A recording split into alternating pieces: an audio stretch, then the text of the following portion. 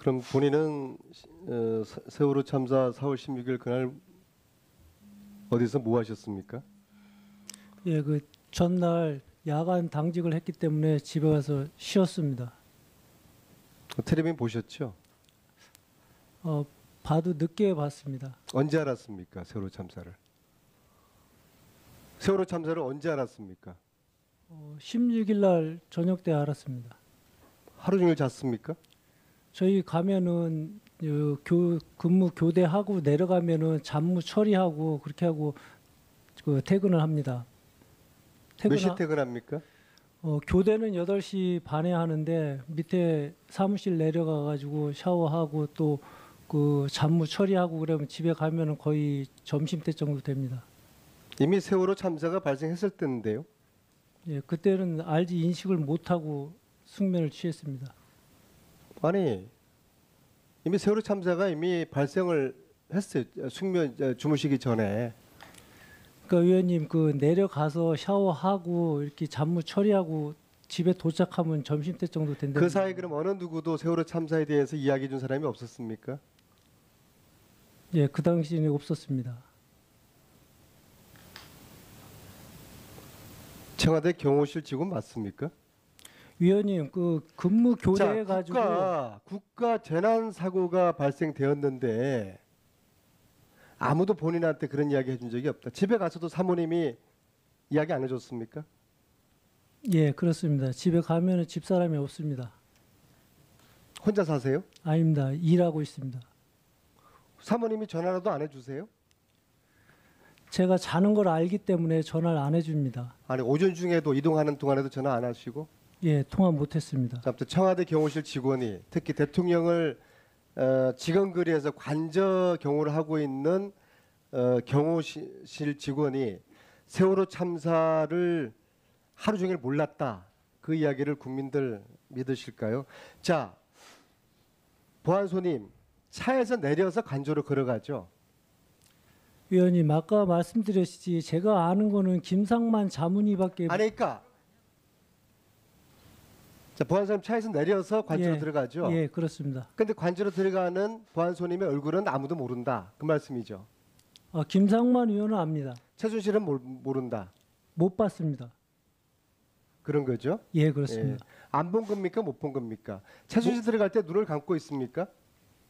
그러지 않을 거 아닙니까? 제 근무 시간에는 들어오지 않았습니다.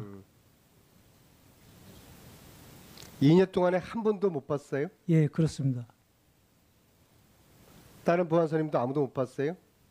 자, 어쨌거나 차에서 내려서 관저 안으로 걸어가는 것이죠. 예, 그래서 보안소님이라고 그러면은 구순성 정의는 다 얼굴은 아는 것이죠. 말은 못할 뿐이지 누군지. 그러니까 보안소님이라 하면은 김상만 자문위를 말씀하시는 겁니까? 누구든지. 김상만 말고 다른 보안소님들 있지 않습니까? 그러니까 제가 그 사람들을 못 보고 김상만만 본 이유는 뭘까요? 그때 의무실장하고 동행을 했기 때문에 압니다. 그리고 또 제가 근무하는 타임에 오셨기 때문에 제가 알고요. 2개월도 아니고 2년 동안에 다른 보안소님은 아무도 못 봤다는 게 예, 그렇습니다. 믿어지지가 않습니다. 자, 노승일 참고인. 자, 독일 하이델베르크에서 최순실이가 저녁을 먹고 나오면서 최순실이가 박 대통령에 대해서 언급한 이야기를 들었죠. 네, 맞습니다. 최순실이가 뭐라고 하던가요? 굉장히 오래된 그 언니 동생이라고 이렇게 표현했습니다. 그래서 친분 관계를 은근히 과시를 하던가요? 예, 그래서 제가 지금의 현재 대통령이냐고 물어봤습니다. 그런데 맞다고 그랬습니다. 그때 처음 그 관계를 알았어요? 저는 그 전에 이제 인지를 하고 있었고 그날 이제 그 최순실한테 얘기 들은 건 처음입니다. 좋게 이야기하던가요? 아니면은 뭐 부정적으로 이야기하던가요? 좋게 얘기했습니다. 알겠습니다. 자, 조윤선 장관. 자, 예술인 지원 배제 명단 그거 이제 인정하셨죠? 그게 바로 블랙리스트입니다. 인정하시죠? 네. 자, 근데 9,000명 중에서 7,700명이 지원을 받았기 때문에 이게 어떤 블랙리스트냐 그런 논리였었죠. 그때 교문위에서 질문을 주셨던 그렇죠. 그 리스트에 대해서 답변을 드렸습니다. 자, 그러면은 어떤 근거가 있었으니까 900명을 보셨으니까 그 중에 770명이 지원받았다는 것을 확인하셨을 거 예, 아닙니까? 그 한국일보에서 나온 그 표제에 있는 대로를 확인했습니다. 주무장관으로서 그 900명의 명단을 한 번도 훑어볼 9천 명. 아, 예. 한 번도 주무장관으로서 그 명단을 훑어보고 싶은 그런 생각이 안 그거는- 들었어요? 아니요, 인터넷에서 다 뽑으면 나오는 거기 때문에 제가 그럼 일일이 볼 필요는 없었습니다. 대충 훑어봤어요?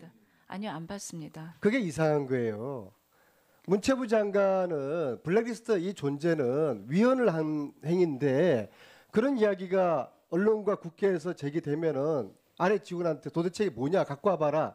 그게 자연스러운 거 아니겠어요? 예, 그렇게 했습니다. 그래서 그게 있는지 가져오라고 했더니 그랬더니 청와대에서 받은 그런 리스트는 없다고 했습니다. 자 예술국장 우상일에 대해서 제가 이야기하겠습니다. 우상일은 미국 유학 중에 파견 연수 중에 들어옵니다. 들어온 과정은 김기춘이가 데리고 왔습니다. 이야기 들어보셨어요? 아니요, 못 들어봤습니다. 자 김종희가 유진영 장관한테 이게 14년 초의 이야기입니다. 김종 차관이 유진영 장관에게 내가 필요하니까 써야 되겠다 이야기를 합니다. 미국에서 데리고 와야 되겠다 이야기합니다. 유진영 장관은 반대를 합니다. 왜냐하면은 연수 기간 중에 공무원들을 중간에 데리고 오는 경우는 없기 때문입니다. 유진영 장관이 유종복 당시에 행안부 장관하고도 상의를 합니다.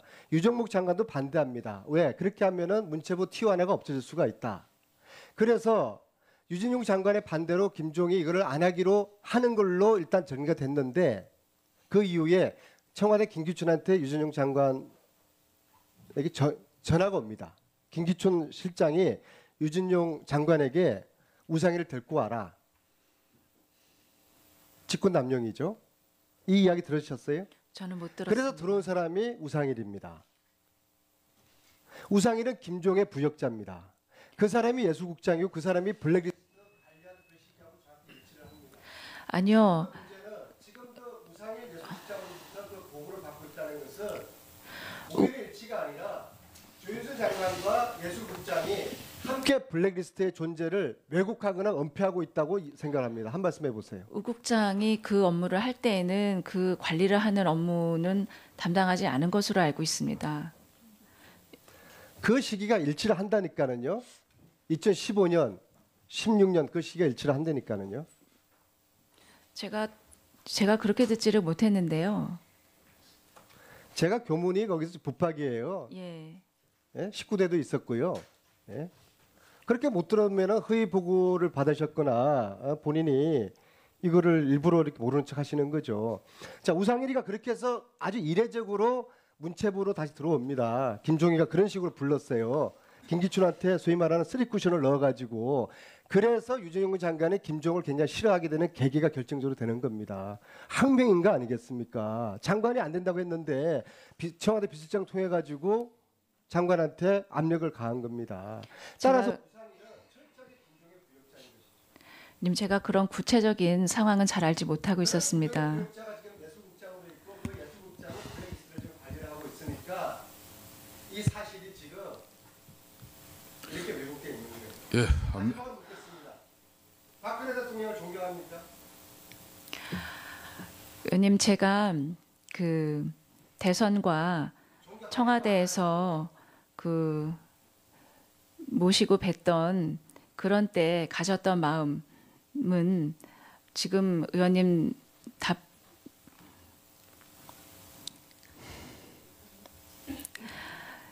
제가 가까이서 모시고 또 특히 이런 일과 관련 없이 제게 하셨던 말씀과 또 그런 생각들을 바탕으로 했을 때 굉장히 이 좋은 생각들을 많이 하셨다는 점은 제가 모시고 일했었을 때 느꼈었습니다. 제 안민석 의원의 조윤선 정인에 대한 질문은 지금 이제 시청자들 이 마이크가 꺼진 관계로 무슨 질문을 했는지 잘 모릅니다. 안민석 의원의 신문 내용은 지금도 박근혜 대통령 존경하느냐에 대한 답변 요구였습니다. 자, 다음은 예, 그렇죠. 예, 바른정당의 하태경 의원, 예, 신문해 주십시오. 제가 오후 질의 때 타는 목마름으로 민주주의여 원래 노래는 만세죠. 근데 이제 박근혜 정부 들어와서 민주주의 안녕이 되었다, 굿바이 민주주의가 되었다고 했을 때